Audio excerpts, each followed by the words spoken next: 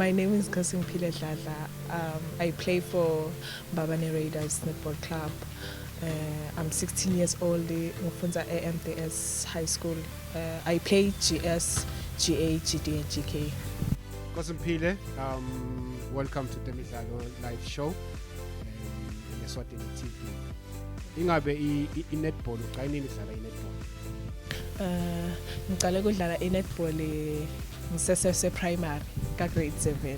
Well, bengasimvu labo lebe bangifaka eskimini, so but nje bengadi lokuncane okukhona. Then ngathi ngifike high school ngabitwa ngiMedemlo enta ema sports netball wangibita, then ngangena ke ngaqala kudlala kanjalo like ka form 1. Nasekuqala ema sports ngabe sengaqala kudlala GA, GS bangtrainer lapho, then sathi masita kudlala la Prince of Wales babe selapho ngabitwa ngicoach weMbabane Raiders Netball Club. Wangibita wathi ke I should come for training. Ngabe selapho ke sengiyaqala, I think March ngabe sesengiyaqala kudlalela iMbabane Raiders Netball Club. Waqale wangitrainer because there was a lot lebe ngingakwadi. Waqale wangitrainer, then ngaqala ngadlala GS and GA. Ngaqala ngadlala ke lapho ke. iMbabane Raiders i-team ye-netball ledlala ku-elite league, ngasho ukuthi the highest league la kaNgwane. As a 16-year-old, how does it feel ukuthi at 16 years already sodlala one of the top leagues and one of the top netball teams la eMbabane?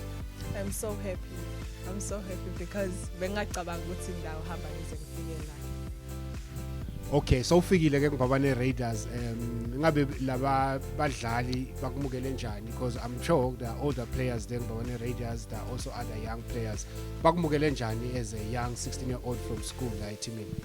Ngithi mangifika eMbabane Raiders bangimukela kahle. Okay, bakhona laba bangangami, so saqala satayelana kwabamnanzi, bangifundisa lebe ngingakwadi, bahle bangifundisa ngalana, like if nang wrong bangitshele, like sabe sesiyahlangana, we became sisterhoods. Yabo sa kwaba mnanzi nje, like bekude inkinga ukuthi sesicabene kwabheka lena babheka lena, sonke sihlangene, even if khona lo thingalisido simside, like lesikhathi lesincane lesibe naso together. All right, uthi GS futhi ube GA. What does it take to become a GS and a GA? It takes like a lot because okay, sometimes I wouldn't say Guti, the team depends on you, but you have to be quick, you have to think, like now say Akini, because at the act there are many things like in Degago. So I can say it's a little much hard work. Yeah. Kune pressure vele uba i-goal scorer or i-goal attack, and vele kuthi ngalokuthi kube nguwe lo lokora namagoli. You know, we absorb njani le pressure sasemncane kangaka, and le focus iba ngakanani because le bhola mele ingene lapha kule hoop wageja bayaya ngale bayokora. How do you take that pressure and how do you be composed ukuthi no, this is my job, I know how to score? Kuba na coach, yeah, he encourages us yabo kanje nje ukuthi like okay, at most times asikhona ukudlala without him because siyade ukuthi yena dasifaka le pressure. So yeah, kuba kanjalo, and the arc kumele ukuthi kube nebamfula abakwati ukusupporta kule bhola, because you can't play win and you wait fana as a GS or a GA. Kube bete ema supporters like center, wing attacker, yabo. So vele kumele ukuthi ube nale na that thing ukuthi ke I have to, like you have to put pressure. Yeah. Moving forward, so dlalile for Mbabane Raiders, I'm sure good league. Ingabe so far, how's your game? Yes, she also bakubukele kahle useklisha kahle, but in general nje so dlale njani nje performance yakho seyibe njani la Mbabane Raiders? I think the performance yami say better because la ngifika nje kuqala like bengasithola ischeme, because okay bengingananzaba because vele bengiqala kufika, I didn't know anything, bengisafundza, like vele nje bengisaqala kufundza ukuthi okay lokwente kanjani. So far vele sengiyathola scheme, ngiyakhona kudlala nje konke sek-right like sengingasho ukuthi sengiyayadi i-netball ayi ukuthi ngiyayadi sengiyayadi ngala kona there are many challenges because ngiva ngathi sesi-improvile because sesiyakhona kudlala nebantfu labadzala kunathi maybe sometimes sibawine sometimes silose like it's an improvement to us. All right. Kune international trade fair netball tournament that is coming up. Siyathi ke I trade fair attracta inqondo ebantfu. Ma sports ataba khona I-netball ikhona. Ingabe sengicalile ukulungiselela yona le trade fair and when personally how do you feel ukuthi utabe uyodlala indoor udlala I-tournament e-trade fair? It feels so good ukuthi sengiyadlalela indoors because ilanga liyashisa. Yeah, ilanga liyashisa and I'm so happy because baningi bamfu labatasi recognize ukuthi wow all that team and nathi sifaka a lot of efforts because sesiqalile nje trainer. Yesterday we were training siphelele and leli viki leli tago sidabe busy nje nge-training silungiselela yona trade silungiselela on ema games e-trade fair. Your future, you're still young. Kune national team lekhona recently South Africa being the World Cup in netball, which I'm sure you've been watching. What's your future looking like? What are your aspirations? I'm really looking forward to play for the national team. Yeah, good fiso sam good ngidlalele national team and ngiva ngazuthi nathi one day sitawuhamba siye eCape Town siyodlalela like a World Cup. So ngijabulile because it's my age. Cabanga 16 sengakhona kudlala i-netball. Like I feel like it's a good thing. Kosiphile siyabonga isikhathi sakho. Thank you. Thank you.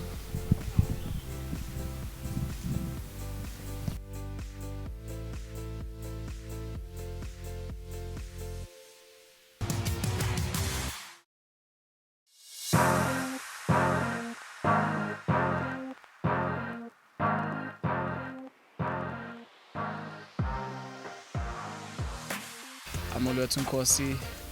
I play point guard for Temidlalo Academy. I'm 20 and I started playing basketball about 6 years ago. Let's talk about your start of playing basketball. How did that happen?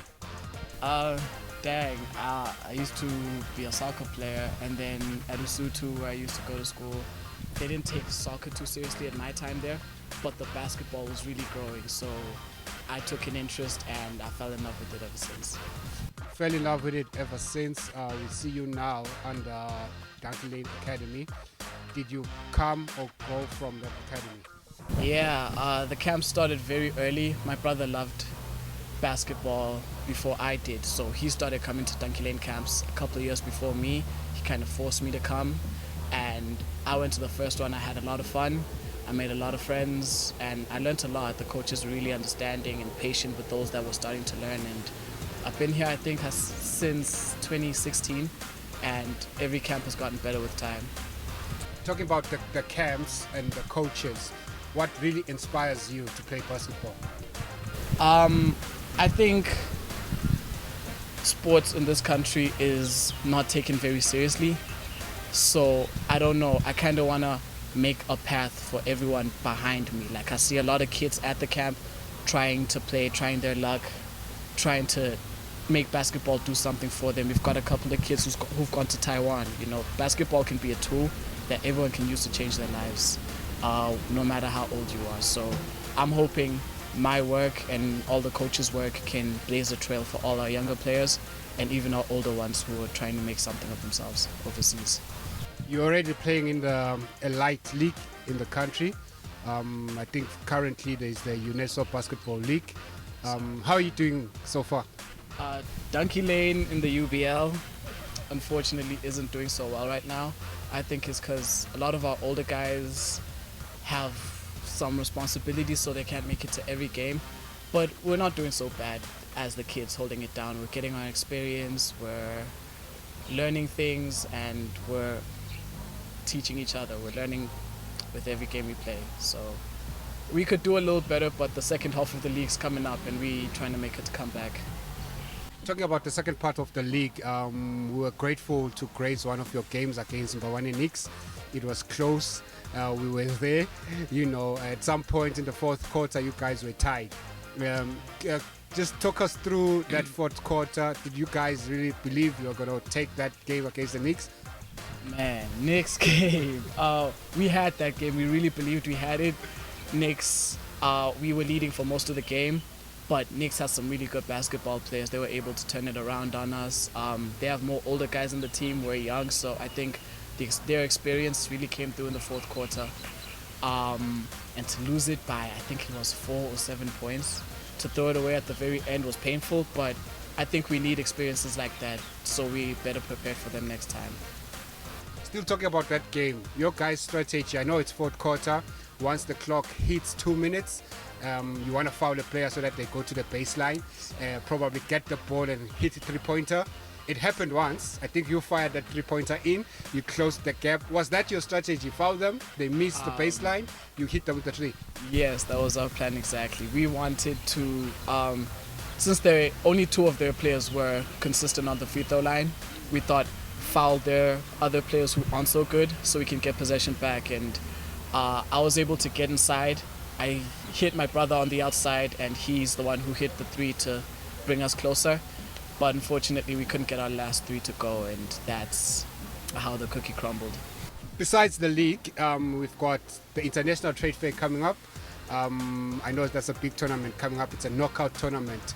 How are you guys preparing? How are you preparing? Are you looking forward to that tournament? We are looking forward to that tournament. Donkey Lane is really trying to make it, but we're still talking about logistics and how we're going to make that happen. We're still looking for sponsors to try help us out.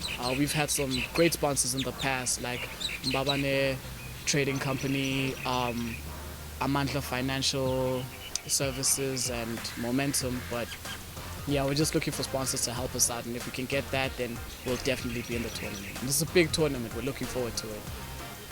Future goals for you. You talk about Taiwan school, you talked about Swaziland not really recognizing basketball players. But there are basketball leagues outside this country, South Africa, Angola, Mozambique, they're really active. Of course, the NBA out there. What are your future plans? My plans, well, the camp's plans are to try and, because we are a foundation now, we've been recognized by FIBA, so we're trying to send a lot of our players overseas, like you've heard, Taiwan. We've got a player in Poland, we've got a player in China.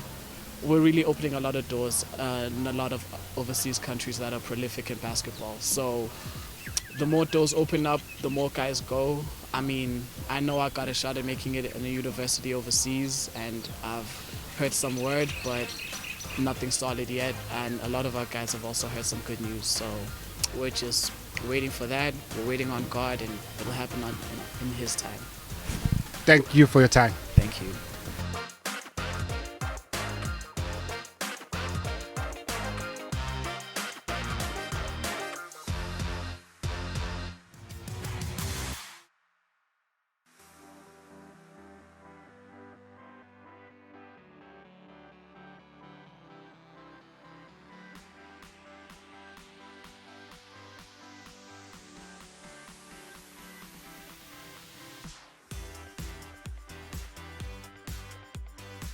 My name is Mongezi. I'm 12 years old and I go to Sifunzani Primary School and I'm a golf player.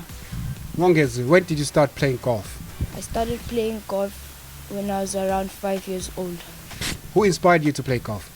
I saw my dad and uncles playing golf and I took interest in the sport and I started playing. So that's who inspired me, my uncle and dad.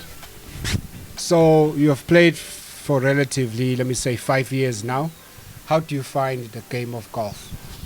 I find it's like pretty nice to play, especially when I'm playing good. The tournaments are nice and just the people I play with. So it's a nice sport to play. Talking about the tournaments, when schools close, you guys play so many tournaments. How have you been doing so far with the tournaments around when schools are closed? I've been doing pretty well. I've won 2 trophies It was 2 years ago and in 2019 again. So I've been doing pretty well. All right, let's talk about the future. You are young, you are playing golf. Where do you want to take this game of golf to? I want to take it to the next level, find myself playing on the PGA Tour maybe, and just be around the world playing golf. Last question. You're one of the upcoming, let me say, national golf players. You're still young. How do you feel about that, being one of the young sporting people coming up in the country? I feel good about that, but I can't take it easy. I still have to start working harder and harder each day. Bongezi, what can you tell the young ones that want to play golf like you, and the ones that have already started playing golf with you? I'd like to tell the young ones that like to play golf and the ones that started playing golf to keep working hard and don't lose interest in the sport, because it could take you far if you continue working hard. Thank you for your time.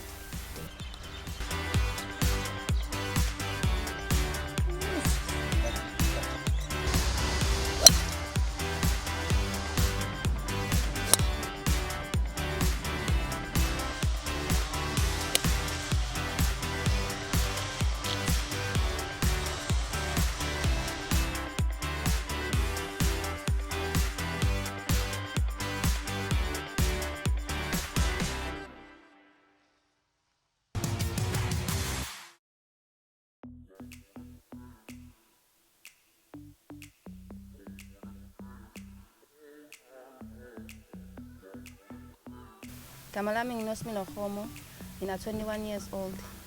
Ngihlala la eMbabane, ngidlala igalufa. Nosimilo, uqale nini ukudlala igalofu?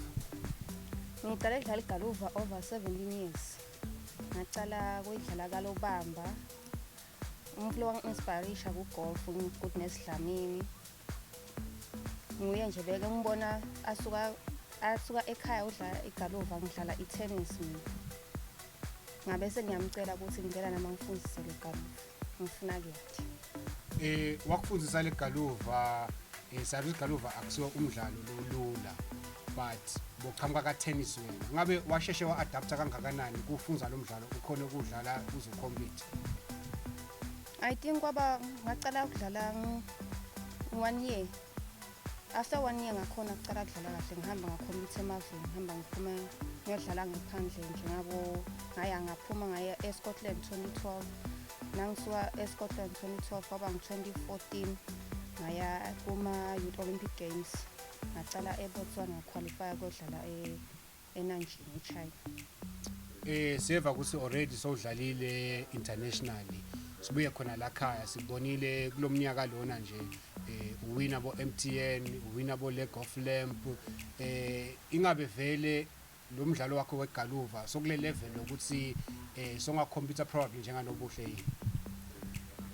Yeah, I think ukukhompetha njenganobuhle kuthi ngathi imfethu incane nje such as ama-sponsors. I guess nangathola ama-sponsors sengakhona ukukhompetha njenganobuhle ngeka professional. Uyi-lady golfer Nosimilo, most of the time khanza ukuthi i-tournament uyidlala vele with the males isikhathi lesiningi. Ingabe kudlala nemadvodza igaluva ladlala kahle kuyakusida yini, kuya-encourage yini ngoba sometimes vele uyabashaya ube ngu-number 1. Kunjani nje la kuwe vele kudlala with the male counterparts? I think idlala nebantu labaduna kuyangi-encourage ukuthi kuyangifundisa negaluva ukuthi itangithatha inteke.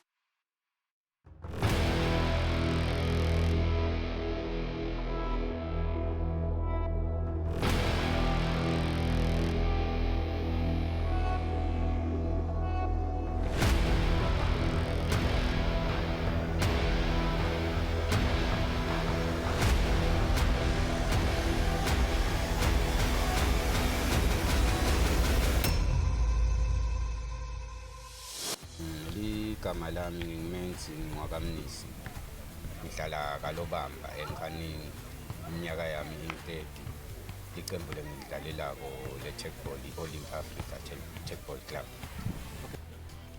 Menzi ingabe uqale nini nje kudlala yona i-Techball? Ukuqala kwami kudlala i-Techball ngiqale ngaMay 2021 ngesikhathi se-lockdown. Qale ngaleyo mnyaka. Uqala kudlala le-Techball ke uqhamuka kuphi? Awusitshele nje i-background yakho nje yema-sports nje ukuthi nawo i-Techball phansi kumdlalo lomusha. But probably na i-background yakho uthi ma-sports uqale nini ukwadlala bodlala ini before ungenela ku-Techball? Ngicabanga ukuthi njengoba i-Techball ifike enyalo umdlalo lebengiwudlala phambilini bengidlala i-soccer football. Ngicabanga ukuthi ngikolokwente kube lula ukuthi naka-Techball ngifike ngidlala. I-Techball senidlalile ke iminyaka lemibili mithathu ingabe so far uhamba njani nje ukudlaleni kwalomdlalo? Ngicabanga ukuthi njengoba sesinamibili iminyaka siyidlala i-Techball siyayibona inqhubekela phambili nekuthuthuka in terms of improve. Ngiyayibona improvement kuyabonakala lokuthi hayi senginayo iminyaka lemibili ngiyidlala. Siyabona lana lama months laphelile ukuthi nibuya kuyodlala international. Ingabe ungasicocela kabanti nje i-experience yakho kulama games lapha ngase-Tunisia ukuthi kuhamba njani? Ngicabanga ukuthi kulama games lesisuka kuyo ase-Tunisia njengoba usho bekuyi-international international exposure besicala ke lokuya.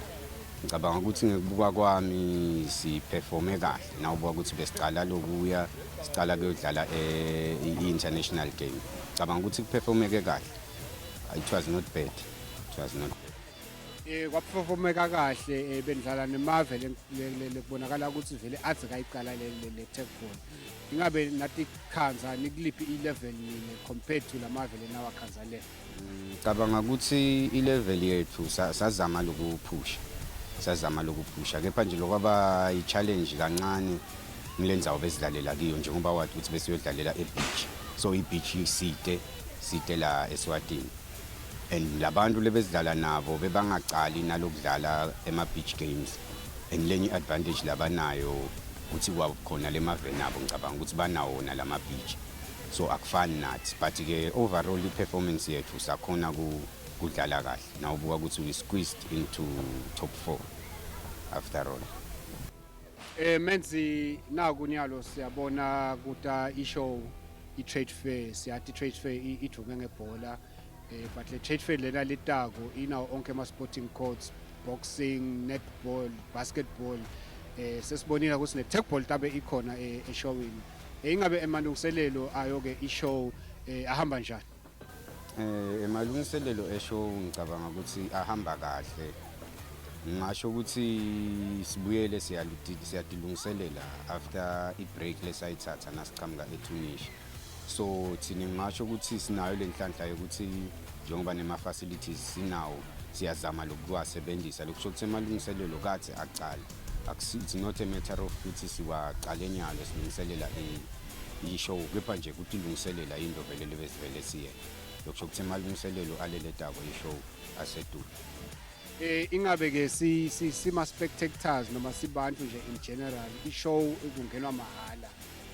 Ingabe yini lesingakukhanza o lesingakubukela ku-Techball and yini longacela utshele bona abantu labanga-expecta ukubona ku-Techball eshowini? Ngicabanga ukuthi ema-spectators lesingawathembisa kona ukuthi ngicabanga ukuthi nawukhuluma ngesport si-under entertainment. So sing-Techball lesitabe sikwenda lena more than anything sitabe siba-entertainer sitabe sizama kubakhanga sibakhombise buhle balomdlalo we-Techball ngoba vele sonke sport it's about entertainment nebuhle baso. So ngicabanga ukuthi kule tournament lena lesitabe sifocus kiko kulokuletha sikhombise buhle balomdlalo esivele.